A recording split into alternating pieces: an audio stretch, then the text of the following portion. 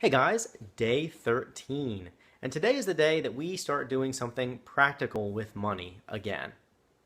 Today we are going to create a reservoir. There's a lot of words that are bandied about in the financial world for what a reservoir is. Most people call it an emergency fund.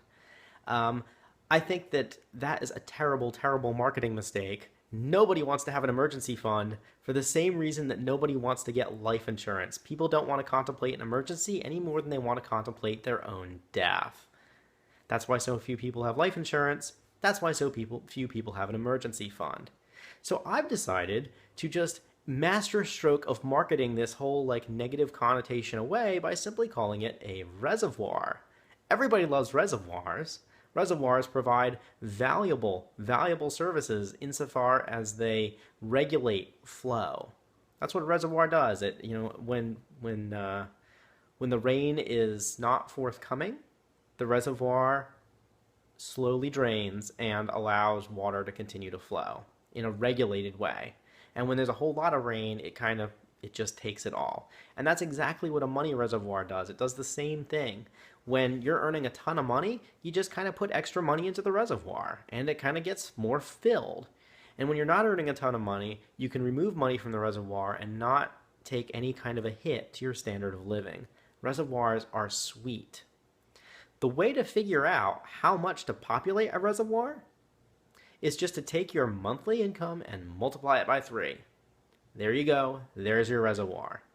It does a couple of things. The first one is that when you don't have a whole heck of a lot of money at your disposal, your brain, whether or not you want it to, kind of goes into this mode where it's like, I am 2 steps away from complete utter disaster.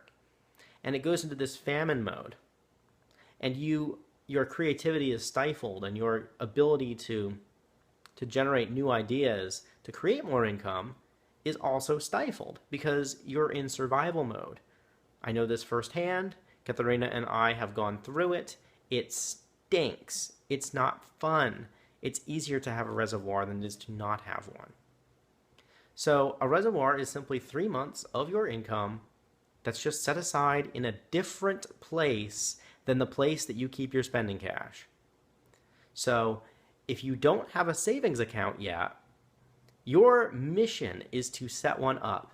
There are hundreds of them available on the internet with a minimum balance of $1.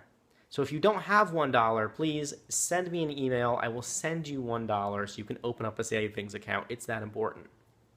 The reason that you have to put it in a different spot is because it makes it so that you have to be more intentional about spending it. So if it's just kind of in your savings account, it just creates this really big slush fund. And then one day you see something that you really like, but it costs a couple of $1,000s, and you're like, oh, but I have that money. Instead of thinking, oh, that money's in my reservoir, and if I remove it from my reservoir will be more shallow and not as able to help me cope with a difficult situation. The reason that I haven't talked about this beforehand is because before you can create a reservoir, you first have to improve your relationship with money to the point where you're able to accumulate it without feeling guilty or sad or angry or scared. So I sincerely hope that the past few days have helped you divorce emotions from money decisions, because money decisions are best when they're based on math, and they're worst when they're based on emotion.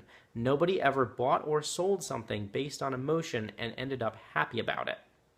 And I'm a big fan of emotion. I think that emotions drive all kinds of good decisions, but they don't drive good money decisions. So now that you've divorced yourself or are beginning to divorce yourself from all of the emotion that gets entangled in our money decisions, now is a good time to begin creating a reservoir and just slowly setting money aside. This is not a situation where you instantly have to have a whole bunch of money. This is a situation where you can start with $1 and then add another dollar and then add another dollar. When I first started saving money, I started with $25 a month, and at that time, that amount of money, to me, felt like it would just break my budget. So, start small, but do start, and put it in a different spot than your ordinary spending money and make it so it's just ever so slightly difficult to access. I'm not talking about locking it away in a vault. I'm talking about making it so that it takes you like 24 hours to get access to this, or you have to physically drive to the bank to get access to this money. Make it just a little bit of a pain in your ass. I promise it will make it so much easier for you to save it. All right? So, take your monthly income, multiply it by 3. That is the amount of money that your reservoir should ideally hold at the beginning. And start where you are, and you will soon find as you build your reservoir up, it grows a lot faster than you'd imagine.